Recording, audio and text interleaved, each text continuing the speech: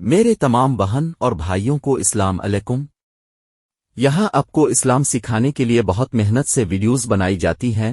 ہماری آج کی ویڈیو ہے صحیح البخاری شریف حدیث نمبر 112۔ ہم سے ابو نعیم الفضل بن دکین نے بیان کیا، ان سے شیبان نے کے واسطے سے نقل کیا، وہ ابو سلمہ سے، وہ ابو ہریرہ رضی اللہ تعالیٰ عنہ سے روایت کرتے ہیں کہ قبیلہ خزاع کے کسی شخص نے بنو لیس کے کسی آدمی کو اپنے کسی مقتول کے بدلے میں مار دیا تھا۔ یہ فتح مکہ والے سال کی بات ہے۔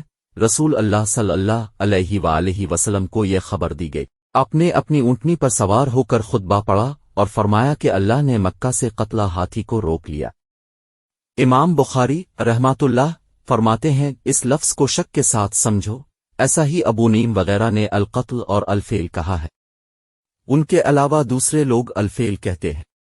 پھر رسول اللہ صلی اللہ علیہ وآلہ وسلم نے فرمایا کہ اللہ نے ان پر اپنے رسول اور مسلمان کو غالب کر دیا، اور سمجھ لو کہ وہ مکہ کسی کے لیے حلال نہیں ہوا، نہ مجھ سے پہلے اور نہ آئندہ کبھی ہوگا، اور میرے لیے بھی صرف دن کے تھوڑے سے حصہ کے لیے حلال کر دیا گیا تھا۔ سن لو کہ وہ اس وقت حرام ہے، نہ اس کا کوئی کانٹا توڑا جائے، نہ اس کے درخت کاٹے جائیں، اور اس کی گری پڑی چیزیں بھی وہی اٹھائے جس کا منشا یہ ہو کہ وہ اس چیز کا تعارف کرا دے گا۔ تو اگر کوئی شخص مارا جائے تو اس کے عزیزوں کو اختیار ہے دو باتوں کا، عادیت لے آ بدلہ۔ اتنے میں ایک یمنی آدمی ابوشا نامی آیا اور کہنے لگا یہ مسائل میرے لیے لکھوا دیجیے۔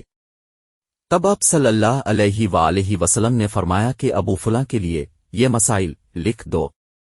تو ایک قریشی شخص نے کہا کہ اے رسول اللہ، مگر اذخر یعنی اذخر کاٹنے کی اجازت دے دیجیے، کیونکہ اسے ہم گھروں کی چھتوں پر ڈالتے ہیں، مٹی ملا کر اور اپنی قبروں میں بھی ڈالتے ہیں۔ یہ سن کر رسول اللہ صلی اللہ علیہ وآلہ وسلم نے فرمایا کہ ہاں مگر اذخر۔ برائے مہربانی اس ویڈیو کو لائک کریں اور چینل کو سبسکرائب ضرور کریں، تاکہ اب ہماری نئی آنے والی اسلامی ویڈیوز دیکھ کر اسلام سیکھ سکیں۔ شکریہ۔